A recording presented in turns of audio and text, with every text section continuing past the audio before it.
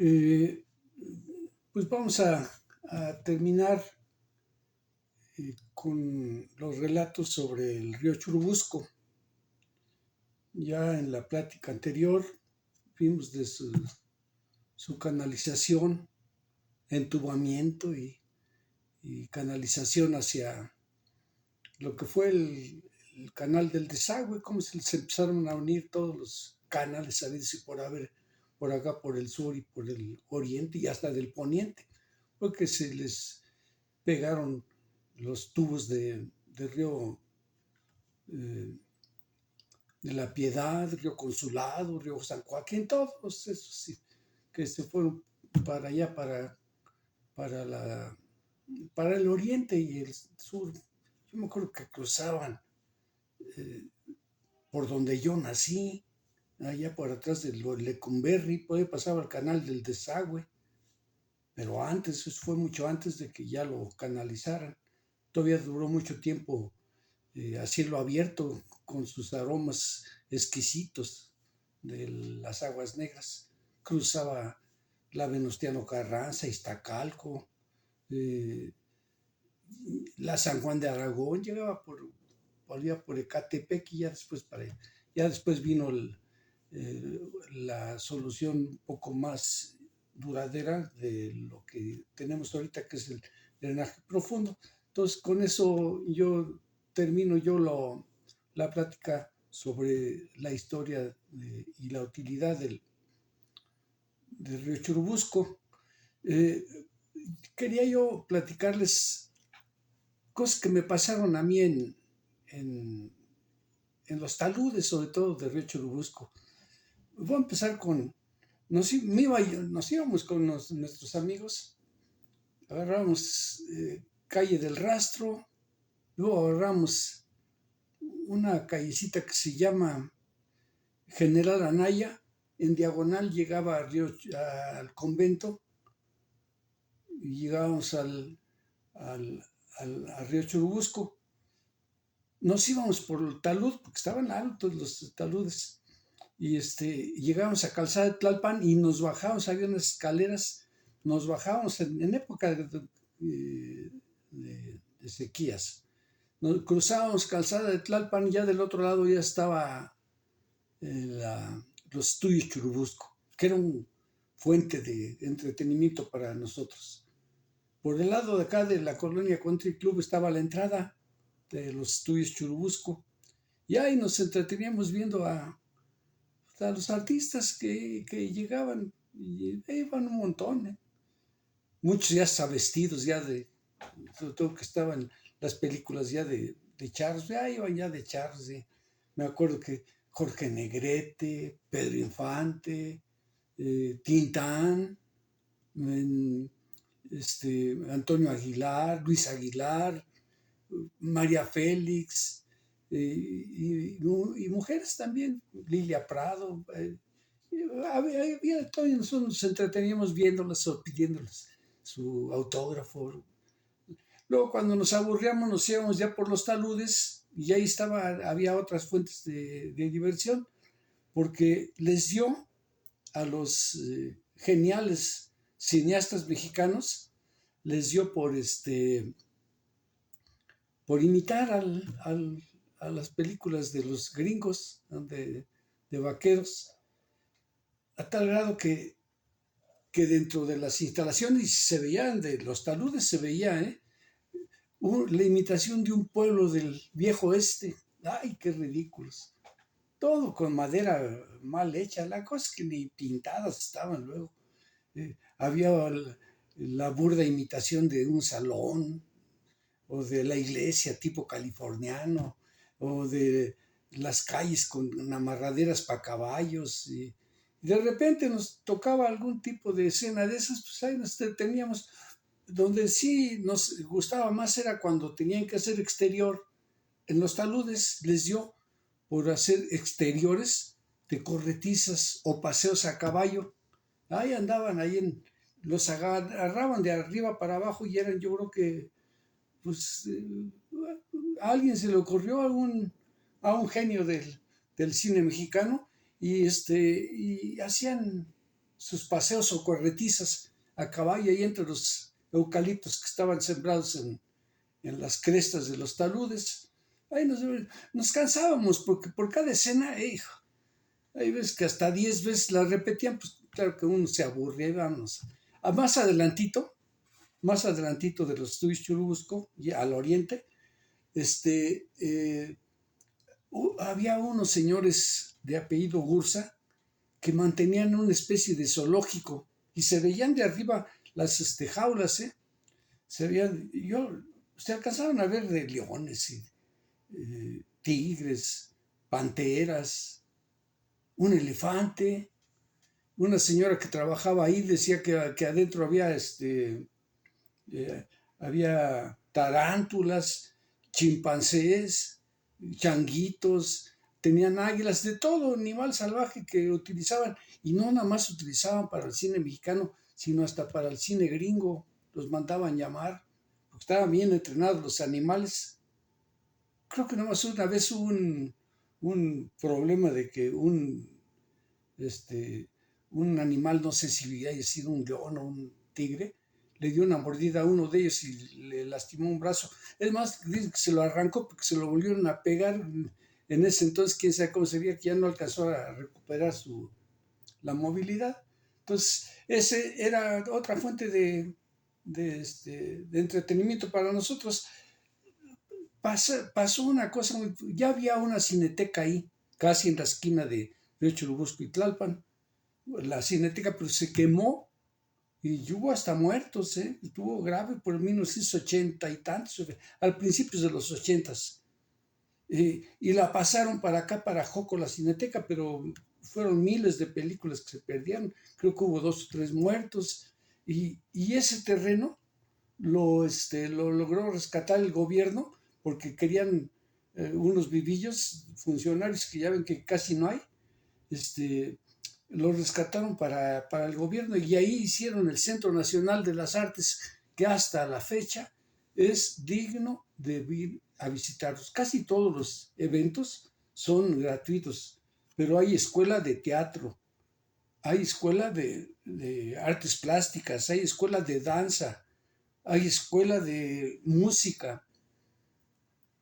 Ya ahora ya hasta recuperaron una parte de donde estaba el cine Pedro Armendáriz, que después fueron, Cinemex hizo como 4 o 5 salas, ya lo recuperó el gobierno y en el 2023 ya volvió a ser Cineteca Sucursal Artes. Y están buenos, o sea que hay muchos eventos ahí casi todo el año y yo le encuentro alguna razón. Como son escuelas, cada escuela tiene su auditorio para donde sus alumnos tienen que mostrarse y hay de todo tipo de eventos, ¿eh? Hasta circenses, pero eh, todo el año hay, porque hay exámenes, entonces está uno entretenido viendo. Yo he visto en la escuela de música y en sus auditorios hasta comedias musicales donde hay más gente arriba en el escenario que abajo, porque pues, abajo casi no se enteran y a uno le toca en suerte verlos, comedias musicales, obras de teatro, audiciones, y no nada más nacionales, sino extranjeros y de calidad.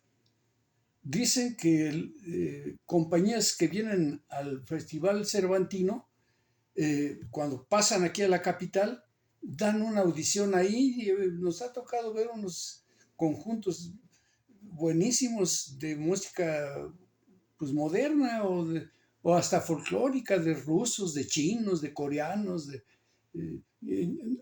Yo alcancé a ver hasta el ballet folclórico de Amalia Hernández ahí en el CENAR. Es de veras ser recomendable para ir.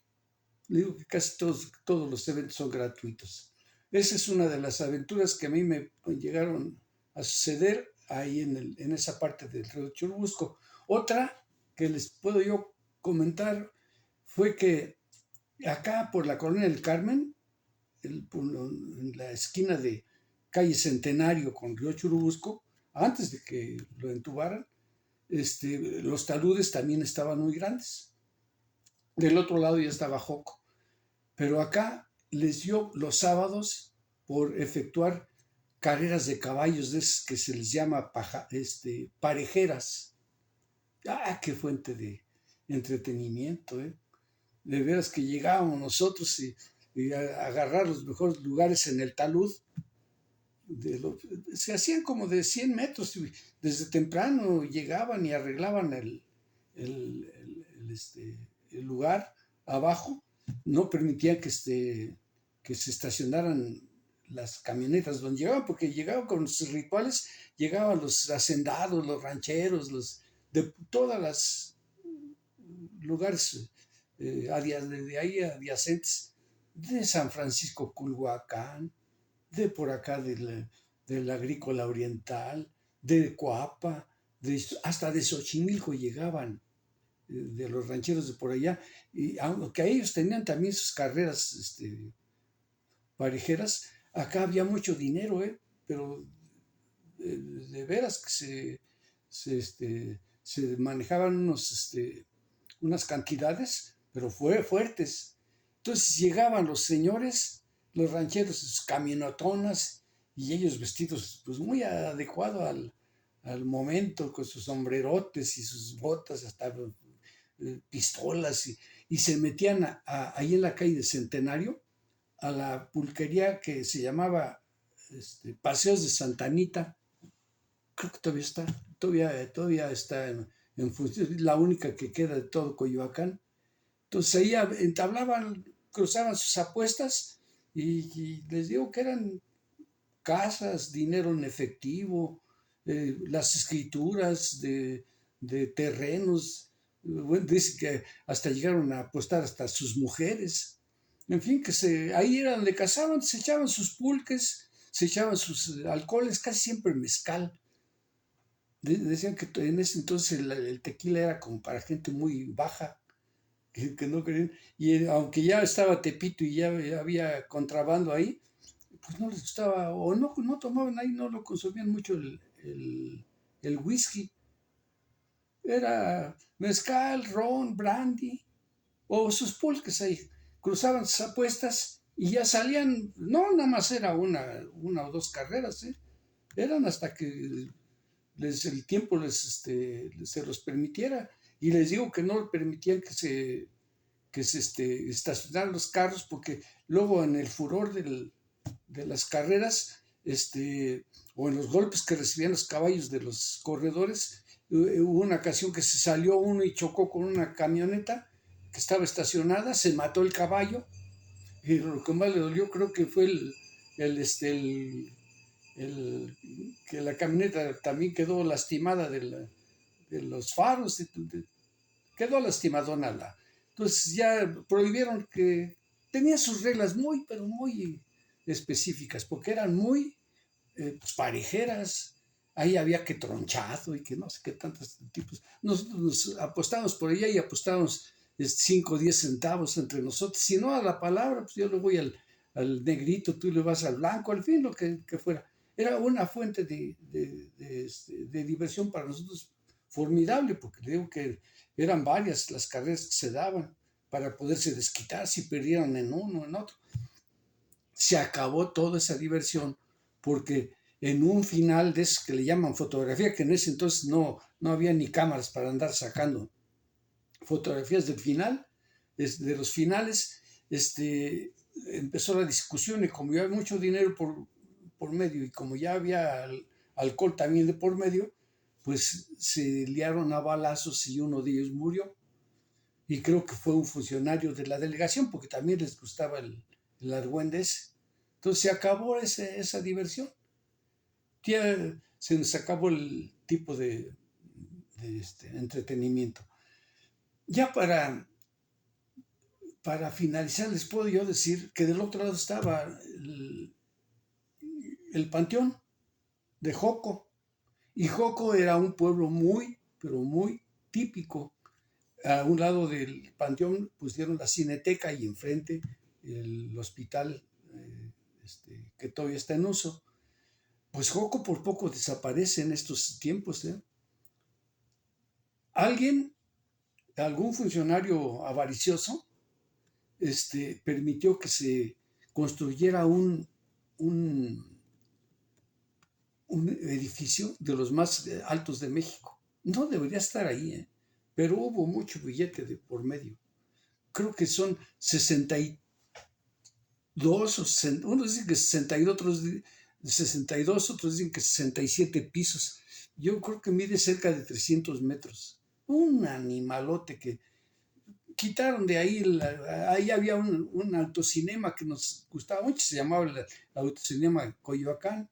Uy, era una diversión de veras también muy, aunque no tuvieron uno carro, se metía uno por atrás y veía unas películas, en el cinema Coyoacán. Casi siempre iban parejitas y pues la película casi les venía holgado lo que pasara.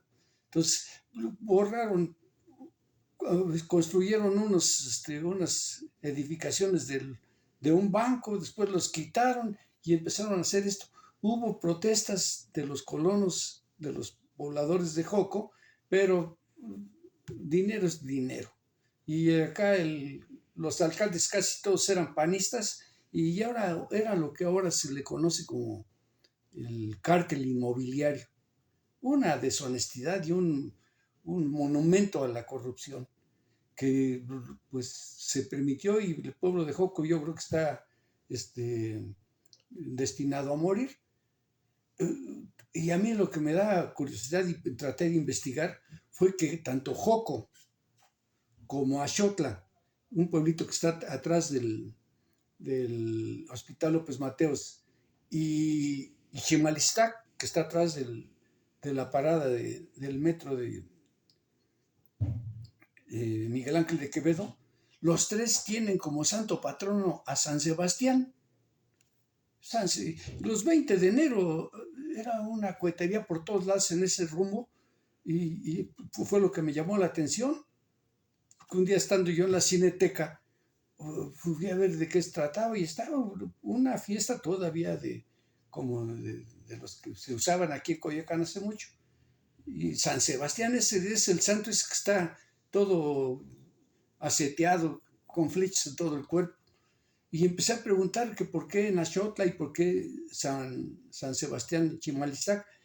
Unos me dijeron que porque había una hacienda que por ahí cerca inmensa que al dueño era fanático de ese santo. Otros me dijeron otro razonamiento que me parece un poco más lógico, que dicen que desde el principio, porque eran pueblos originarios, no eran colonias hechas en épocas recientes ni coloniales, sino ya de antes, ya eran pueblos prehispánicos. Y que dicen que cuando llegaron los españoles, venían ellos huyendo habían tenido una peste bubónica que arrasó con media Europa, y entre ellos en España. Y luego cuando llegaron aquí, pues le contaminaron las viruelas a los nativos y hicieron un matazón infame. A los 50 años, con tanta insalubridad por lo del agua, había pestes de viruela, de sarampión, aunque tuvieron otros nombres, porque pues aquí se les conocía como cocolistli, entre el náhuatl, así era peste, quiere decir cocolistli, o les llamaba sanatl, algo así. Eran las palabras de náhuatl que querían decir peste. Y los europeos, los españoles, pensaban que San Sebastián era el protector contra esas epidemias. Entonces empezaron a repartir en los pueblos la imagen de San Sebastián mártir, y al rato pues, ya cada quien era adorador de San Sebastián. Entonces que por eso eran la coincidencia de santos patronos. Y ya para finalizar, ahorita que estoy viendo yo el Panteón de Joco, les voy a platicar unas situaciones que sucedieron en el museo lo que hoy es el Museo de León Trotsky. Está en la colonia del Carmen, sobre el río Churubusco, está entre las calles de Morelos, no, de Morelos y Gómez Farías. Ahí está la casa. No crean que estaba muy agradable, ¿eh? Yo llegué a pasar todavía cuando la colonia del Carmen no estaba urbanizada, estaba llena era una oscuridad horrible. Pues ahí había una especie de castillejo viejo que Frida y Diego lograron que se le prestara a León Trotsky, que era un dirigente de la Revolución Rusa. Vino de huida porque se peleó con el que quedó de mero fregón, que fue José Stalin, quien los mandó matar. A León, los mandó matar, y como en ese entonces el movimiento comunista o socialista era fuerte, pues tuvo muchos adeptos y tuvo varios intentos de asesinato. León Trotsky, que vivía en esa esquina.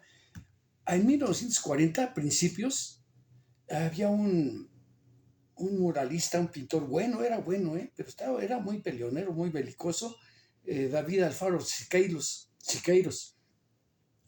Ese señor, en metralleta en mano, o rifle en mano, quién sabe qué arma de haber tomado, pero entró y balació el cuarto donde estaba León Trotsky y su esposa. Se salvó de milagro, porque contaron más de 400 cartuchos, y se salvó, sin un resguño. Eso sería más o menos como por abril, mayo.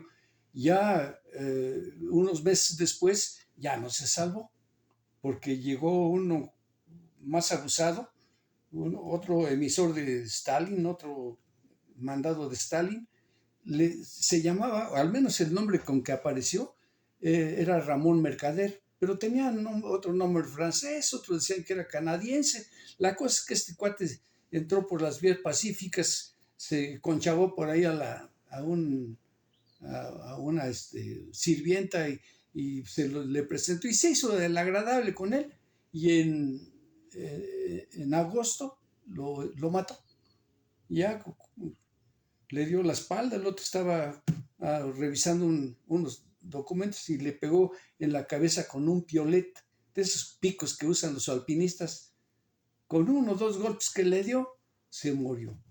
Sí, no murió ahí, todavía lo alcanzaron a llevar al hospital, pero regresó, y como no querían tener pleitos con el cuerpo, lo enterraron ahí en la casa. Lo enterraron, y si lo meten en otro lado, si lo tiran en otro lado, hubiera habido problemas, porque la orden de Stalin era un movimiento muy fuerte. Y una tía de un amigo era sirvienta ahí, y renunció, y luego ya nos dijo, no, dices que se sentía re feo porque a donde lo mataron se sentía la presencia, un frío muy especial, cosa todo de Dios mío, y luego que decían que lo habían enterrado ahí, pues que se iba a una sombra y que regresaba, las consejas que tienen ahí de lo que tenemos los hombres para explicar lo inexplicable, ¿no? Entonces que espantaban ahí. Entonces terminó, se lo comenté a mi mamá, le digo, dice, ay, ¿por qué crees en esas cosas, hijo? Pues no, también dicen ahí que ahí en el panteón de Joco, espantan, que salen los espíritus del suelo. Pues es que todo tiene una explicación lógica. Mira, en el panteón los huesos tienen mucho fósforo, así me decía mi mamá. Dice, con la descomposición, la humedad, porque hay mucha humedad, y pues tiene que salir esos gases de los residuos de los huesos, y por eso salen esas como llamaradas, pero todo tiene su razón lógica. Aquí también no seas crenciero, hijo. Entonces a mí con eso termino yo la explicación de los ríos Churubusco. Espero que la información les tenga alguna utilidad, y si hay alguna observación, por favor abajo pónganla para bien de todos. Nos estamos viendo para la otra.